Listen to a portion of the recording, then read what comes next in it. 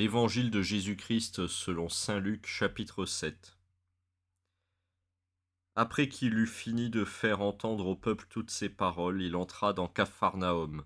Or, un centurion avait un malade et sur le point de mourir un esclave qui lui était cher. Ayant entendu parler de Jésus, il envoya vers lui quelques-uns des anciens des Juifs pour le prier de venir sauver son esclave. Arrivé auprès de Jésus, il le supplia instamment. Il est digne, disait-il, que tu lui accordes cela. Il aime en effet notre nation, et c'est lui qui nous a bâti la synagogue. Jésus faisait route avec eux, et déjà il n'était plus loin de la maison quand le centurion envoya des amis pour lui dire « Seigneur, ne te dérange pas davantage, car je ne mérite pas que tu entres sous mon toit. Aussi bien je ne me... aussi bien ne me suis-je pas jugé digne de venir te trouver. Mais dis un mot et que mon enfant soit guéri. Car moi qui n'ai rang que de subalterne, j'ai sous moi des soldats, et je dis à l'un va et il va, et à l'autre viens et il vient, et à mon esclave fais ceci et il le fait. En entendant ces paroles, Jésus l'admira, et se retournant, il dit à la foule qui le suivait, je vous le dis, pas même en Israël je n'ai trouvé une telle foi. Et de retour à la maison, les envoyés trouvèrent l'esclave en parfaite santé. Et il advint ensuite qu'il se rendit dans une ville appelée Naïn. Ses disciples et une foule nombreuse faisaient route avec lui. Quand il fut près de la porte de la ville, voilà qu'on portait en terre un mort, un fils unique dont la mère était veuve, et il y avait avec elle une foule considérable de la ville. En la voyant, le Seigneur eut pitié d'elle, puis il dit « Ne pleure pas ». Puis s'approchant, il toucha le cercueil et les porteurs s'arrêtèrent.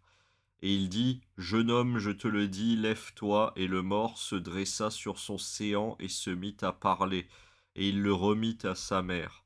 Tous furent saisis de crainte et glorifiaient Dieu en disant « Un grand prophète s'est levé parmi nous et Dieu a visité son peuple ». Et ce propos se répandit à son sujet dans la Judée entière et tout le pays d'alentour. Les disciples de Jean l'informèrent de tout cela. Appelant à lui deux de ses disciples, Jean les envoya dire au Seigneur, « Es-tu celui qui doit venir ou devons-nous en attendre un autre ?» Arrivés auprès de lui, ces hommes dirent, « Jean le Baptiste nous envoie te dire, « Es-tu celui qui doit venir ou devons-nous en attendre un autre ?» À cette heure-là, il guérit beaucoup de gens affligés de maladies, d'infirmités, d'esprits mauvais, et rendit la vue à beaucoup d'aveugles. Puis il répondit aux envoyés, allez rapporter à Jean ce que vous avez vu et entendu. Les aveugles voient, les boiteux marchent, les lépreux sont purifiés, les sourds entendent, les morts ressuscitent, la bonne nouvelle est annoncée aux pauvres, et heureux celui qui ne trébuchera pas à cause de moi.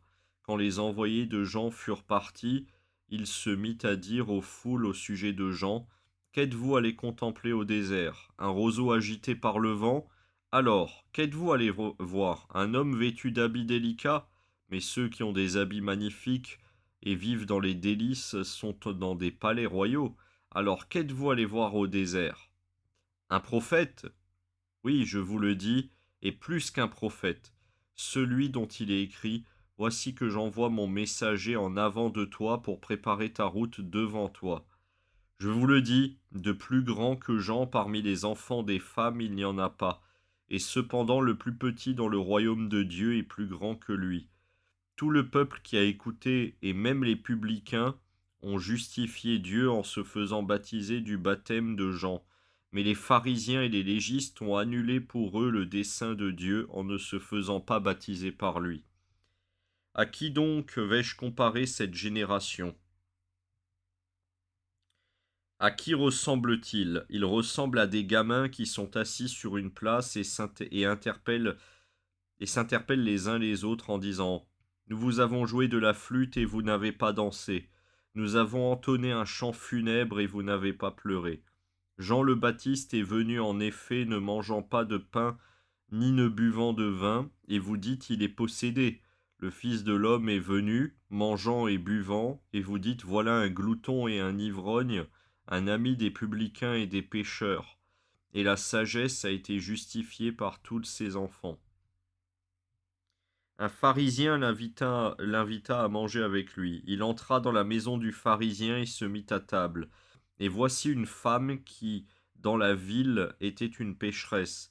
Ayant appris qu'il était à table dans la maison du pharisien, elle avait apporté un vase de parfum, et se plaçant par derrière à ses pieds tout en pleurs, elle se mit à lui arroser les pieds avec ses larmes, et les essuyait avec ses cheveux, et les couvrait de baisers, et les oignait de parfum.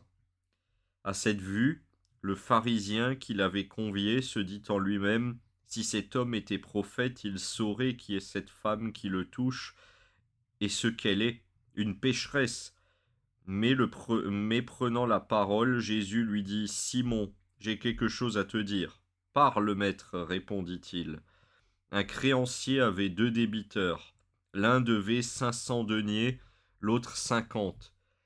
Comme il n'avait pas de quoi rembourser, il fit grâce à tous les deux. Lequel des deux l'en aimera le plus? Simon répondit: celui-là, je pense, auquel il a fait grâce de plus. Il lui dit: tu as bien jugé.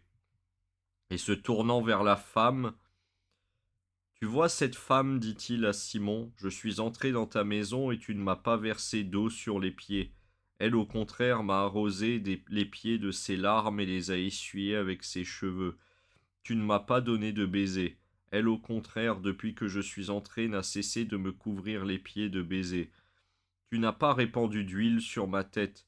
Elle, au contraire, a répandu du parfum sur mes pieds. À cause de cela, je te le dis, ses péchés, ses nombreux péchés lui sont remis parce qu'elle a montré beaucoup d'amour. Mais celui à qui on remet peu montre peu d'amour. Puis il dit à la femme: tes péchés sont remis. Et ceux qui étaient à table avec lui se mirent à dire en eux-mêmes: qui est-il celui-là qui va jusqu'à remettre les péchés? Mais il dit à la femme: ta foi t'a sauvée, vas en paix.